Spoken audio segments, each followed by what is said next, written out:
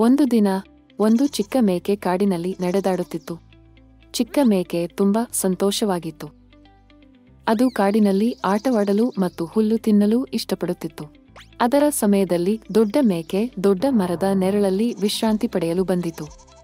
ಆದರೆ ಅದು ಸರಿಯಾಗಿ ನಿಂತುಕೊಳ್ಳಲು ಸಾಧ್ಯವಾಗಲಿಲ್ಲ. ಕಾಲುಗಳು ಸಡಿಲವಾಗಿದ್ದು ಉಸಿರಾಡಲು ತೊಂದರೆ ಆಗುತ್ತಿತ್ತು.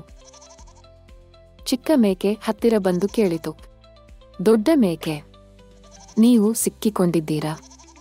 ದೊಡ್ಡ ಮೇಕೆ ಸ್ವಲ್ಪ ಚಿಂತಿತರಾಗಿ ಹೇಳಿದರು, ಹೌದು ಚಿಕ್ಕ ಮೇಕೆ, ಸ್ವಲ್ಪ ಸಹಾಯ ಮಾಡಬಲ್ಲೆಯಾ? ಚಿಕ್ಕ ಮೇಕೆ ಭಯಪಡದೆ ಬೇಗನೆ ದೊಡ್ಡ ಮೇಕೆಯ ಹತ್ತಿರ ಹೋಗಿತು. ಅದು ದೊಡ್ಡ ಮೇಕೆ ಮತ್ತು ಮರವನ್ನು ಸರಿಪಡಿಸಲು ಸಹಾಯ ಮಾಡಿತು. ದೊಡ್ಡ ಮೇಕೆ ಸಂತೋಷದಿಂದ ನಗುತ್ತಲೇ ಇದ್ದರು. ನೀವು ತುಂಬಾ ಒಳ್ಳೆಯ ಚಿಕ್ಕ ಮೇಕೆ. ನಿಮ್ಮ ಸಹಾಯವಿಲ್ಲದೆ ನಾನು ಏನು ಮಾಡಿದ್ದೆನೂ ಗೊತ್ತಿಲ್ಲ ಎಂದರು ದೊಡ್ಡ ಮೇಕೆ. ಚಿಕ್ಕ ಮೇಕೆ ಸಂತೋಷದಿಂದ ನಗಿತು. ಅದು ಯೋಚಿಸಿತು, ಎಲ್ಲಾ ಸಮಯವೂ ಒಳ್ಳೆಯ ಕೆಲಸ ಮಾಡಬೇಕು ಮತ್ತು ಸಹಾಯ ಮಾಡಬೇಕು.